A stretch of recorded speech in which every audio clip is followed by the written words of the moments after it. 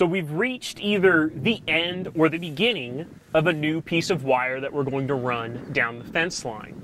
In this instance here, I had 6 wires and I tied them all off, and I used what they call a termination knot.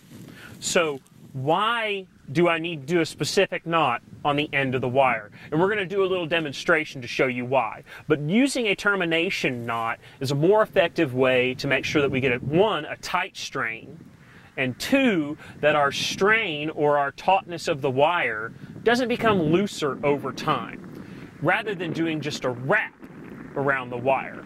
Now, certainly, this brand new piece of wire, or you might see some newer pieces of wire where they've done a wrap and it's very tight.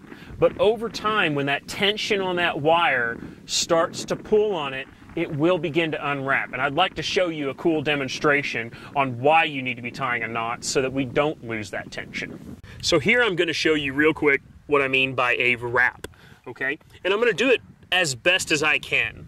Not to say that a wrap isn't somewhat effective, but as we always say, there's a better way to do it. So in this one, I'll go around twice here, get it pretty tight around there. This here might be a strained wire or not, and then we're going to come across and wrap it like that.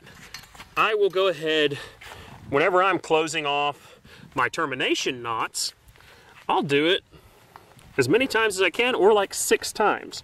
Okay, so this one here, we're going to do quite a few times. I do need to leave a little hang there, but that would be a wrap. And this is, to be clear, this is how I'm telling you not to do it, but this is going to be for that example that we're about to use.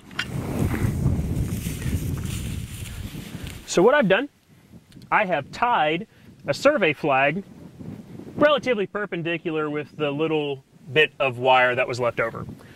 And I've got this wire just tight enough that it's holding up my stretcher on the other end. And I'm going to go ahead and click it 3 or 4 times, if I can, from this short distance. And we can start to see that flag start to stretch. And if I do it again, well, I can't. 3 times was enough.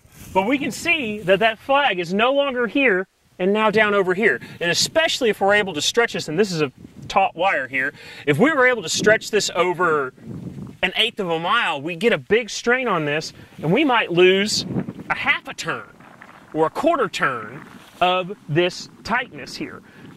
Don't get me wrong, if you've got it wrapped around twice and a steeple around, it would probably do an okay job of staying strained, but over time you will lose tension if you do just a wrap.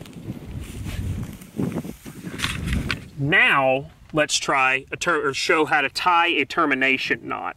Now this here knot would be used at the end of your wire. All of these right here are termination knots.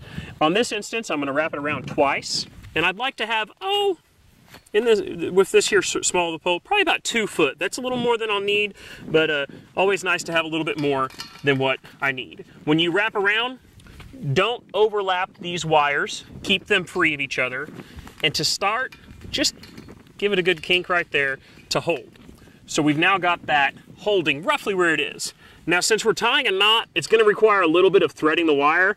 I find it easier to have a pair of pliers and clip off these barbs that are nearby.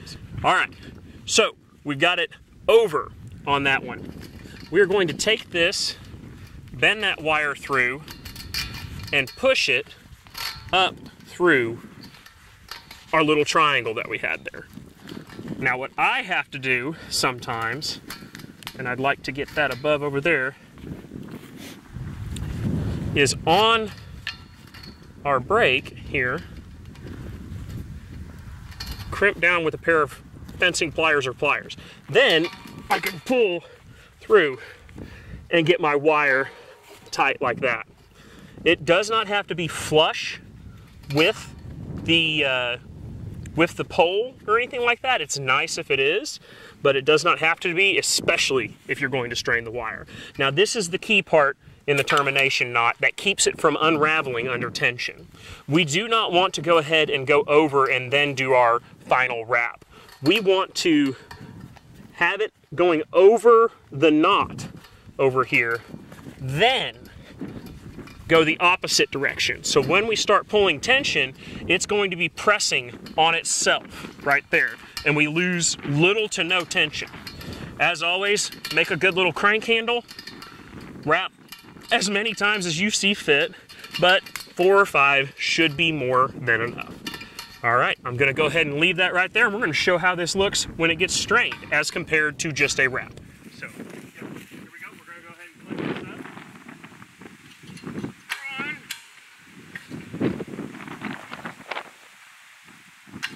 2. I'm gonna go ahead and lean on it a little bit, see if we can get it to strain. And I've got hardly any movement on that at all. I hope by watching this video you can see that there are benefits to tying a termination knot rather than just a standard wrap.